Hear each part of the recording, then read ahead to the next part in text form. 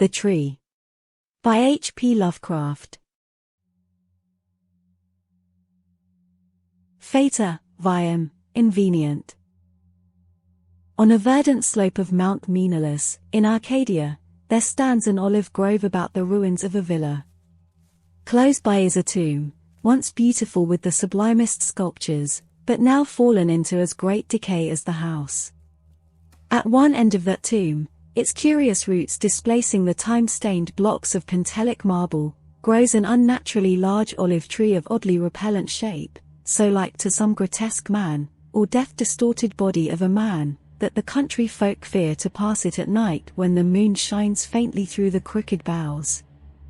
Mount Maenalus is a chosen haunt of dreaded Pan, whose queer companions are many, and simple swains believe that the tree must have some hideous kinship to these weird Panisai. But an old beekeeper who lives in the neighboring cottage told me a different story. Many years ago, when the hillside villa was new and resplendent, there dwelt within it the two sculptors Carlos and Mucides. From Lydia to Neapolis the beauty of their work was praised, and none dared say that the one excelled the other in skill. The Hermes of Carlos stood in a marble shrine in Corinth, and the Pallas of Mucides surmounted a pillar in Athens, near the Parthenon.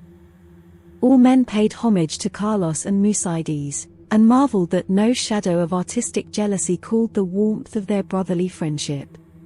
But though Carlos and Mucides dwelt in unbroken harmony, their natures were not alike. Whilst Mucides revelled by night amidst the urban gaieties of Tegea, Carlos would remain at home, stealing away from the sight of his slaves into the cool recesses of the olive grove. There he would meditate upon the visions that filled his mind, and there devise the forms of beauty which later became immortal in breathing marble. Idle folk, indeed, said that Carlos conversed with the spirits of the grove, and that his statues were but images of the fauns and dryads he met there, for he patterned his work after no living model. So famous were Carlos and Mucides, that none wondered when the tyrant of Syracuse sent to them deputies to speak of the costly statue of Tyche which he had planned for his city. Of great size and cunning workmanship must the statue be, for it was to form a wonder of nations and a goal of travelers. Exalted beyond thought would be he whose work should gain acceptance, and for this honor Carlos and Mucides were invited to compete.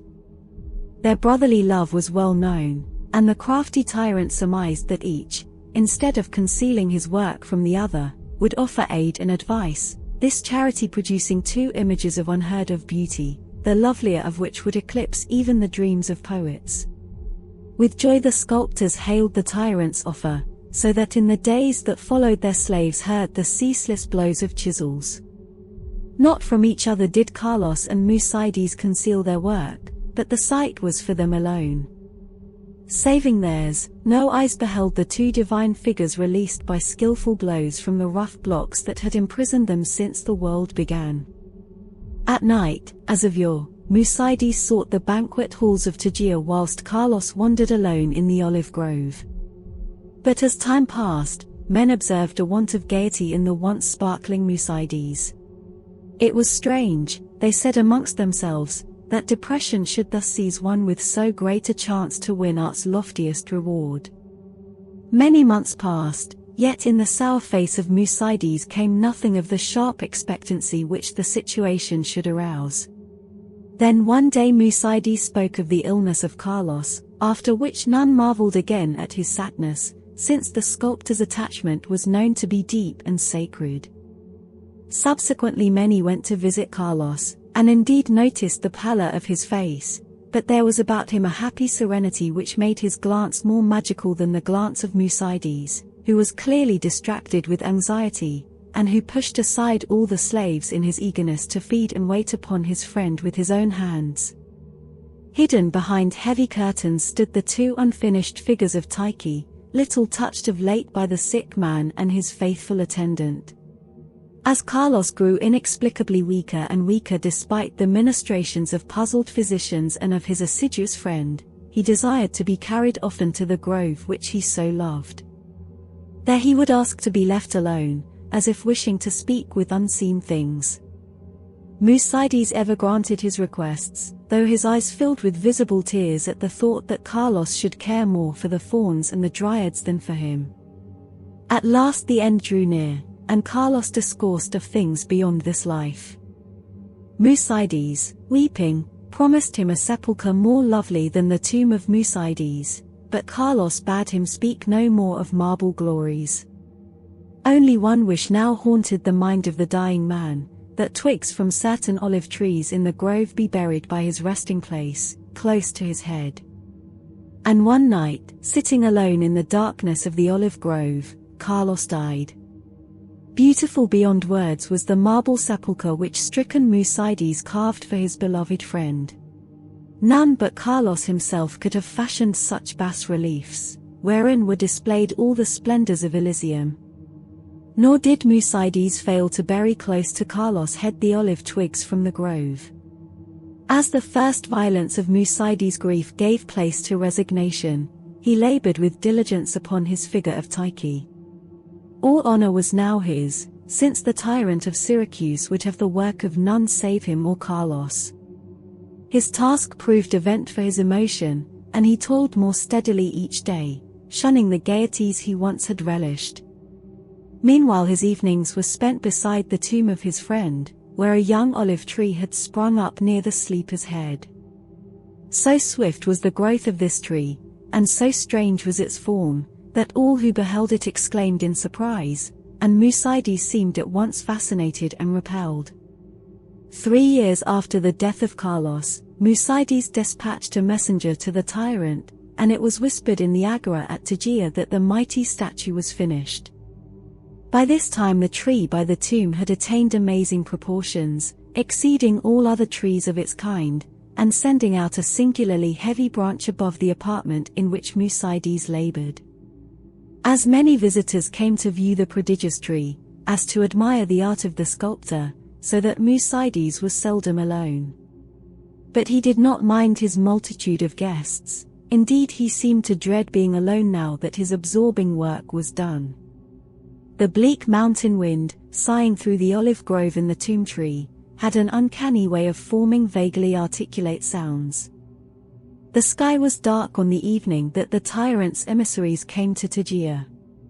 It was definitely known that they had come to bear away the great image of Tyche and bring eternal honor to Mucides, so their reception by the proxenoi was of great warmth. As the night wore on, a violent storm of wind broke over the crest of Mucides, and the men from far Syracuse were glad that they rested snugly in the town. They talked of their illustrious tyrant, and of the splendor of his capital, and exulted in the glory of the statue which Mucides had wrought for him. And then the men of Tegea spoke of the goodness of Mucides, and of his heavy grief for his friend, and how not even the coming laurels of art could console him in the absence of Carlos, who might have worn those laurels instead. Of the tree which grew by the tomb, near the head of Carlos, they also spoke. The wind shrieked more horribly, and both the Syracusans and the Arcadians prayed to Aiolos. In the sunshine of the morning the proxenoi led the tyrant's messengers up the slope to the abode of the sculptor, but the night wind had done strange things. Slaves' cries ascended from a scene of desolation, and no more amidst the olive grove rose the gleaming colonnades of that vast hall wherein Mucides had dreamed and toiled.